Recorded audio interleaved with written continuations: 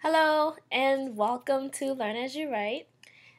In this video, I'm going to show you how to create realistic dialogue because I think sometimes dialogue can come off as being generic or bland sometimes. So I'm going to give you my top 5 tips for making very realistic dialogue. And I'm the presenter, Shaquanda Dalton. And so let's begin.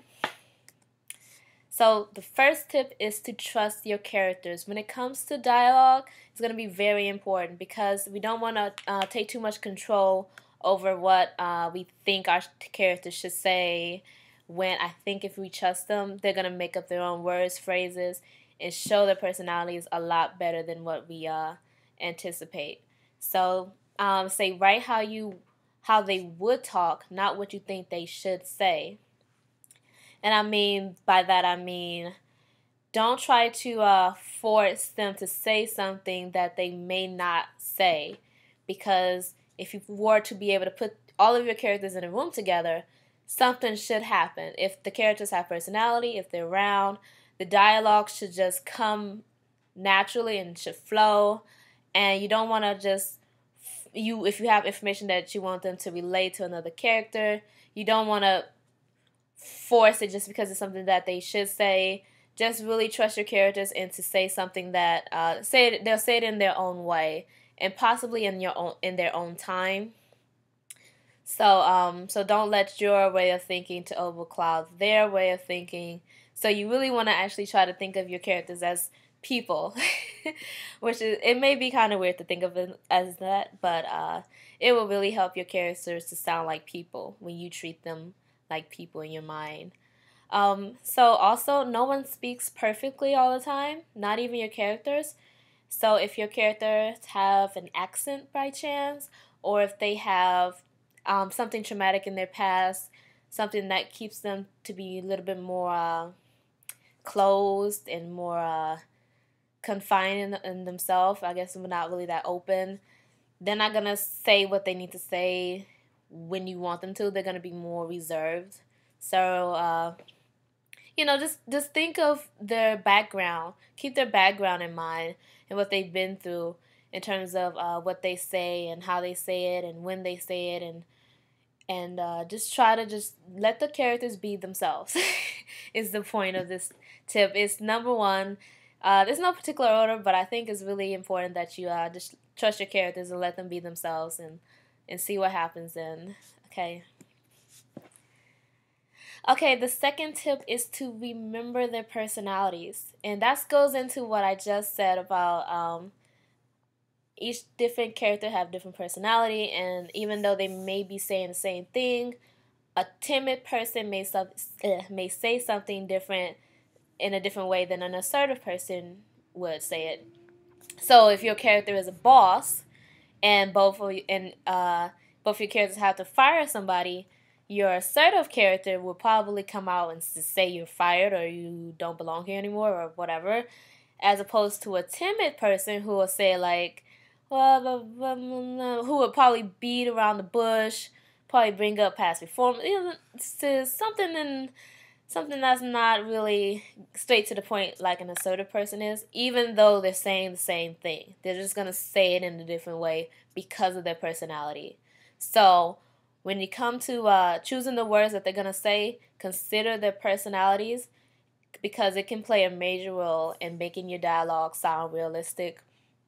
Also, if a character says something that goes really just beyond their personality, it's going to stick out like a sore thumb. So if you do something like that, make sure that you're doing it on purpose, because if it happens on accident, your reader's going to know.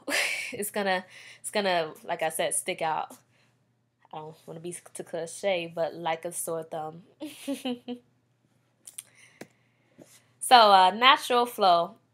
This goes back into tip number 1 a little bit when I talked a little about just letting the dialogue flow. Just to hone in the point a little bit. Don't try too hard to control the exact words. You just want to let it flow naturally. If you overthink it, you might just really miss out on some good natural flowing dialogue. So I would say Trust your first instinct. Let that personality show, combining tip 2 into this, and just let it flow. Trust your gut.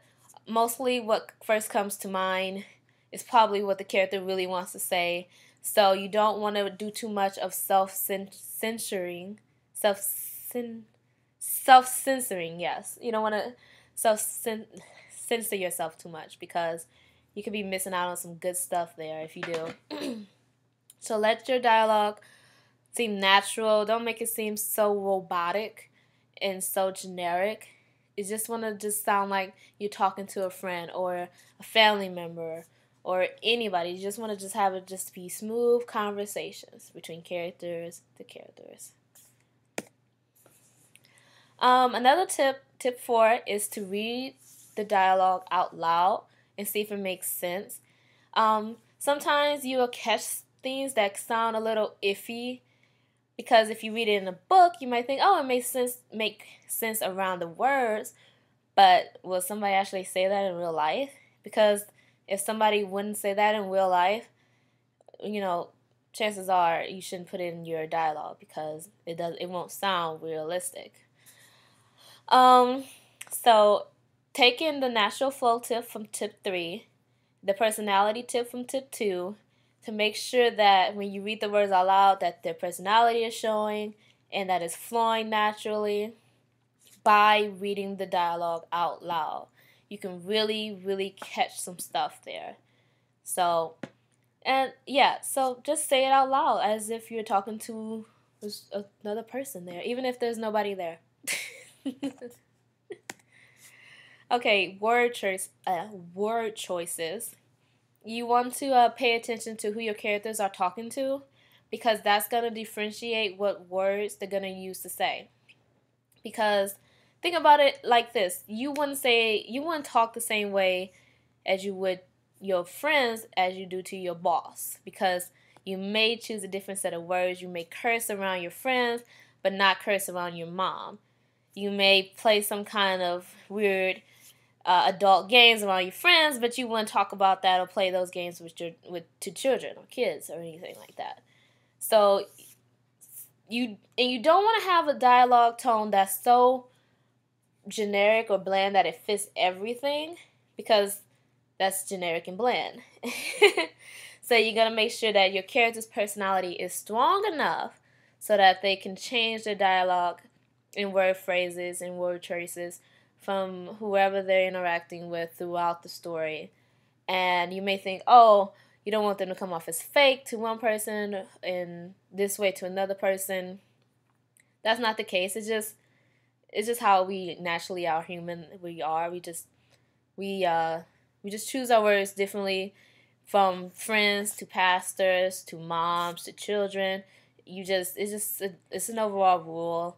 Unless your character is pretty much a dickhead and says whatever he wants to children, to his mom, to his boss, or whoever, then that stands out. So if you want that, then I just want you to be aware of stuff like that, because you can do that, but just be aware that it's gonna come off as him being or her being, of an asshole, or just odd or different.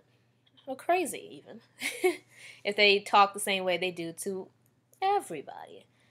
Even kids. Or animals. Or pets. Or somebody they love versus somebody that they hate.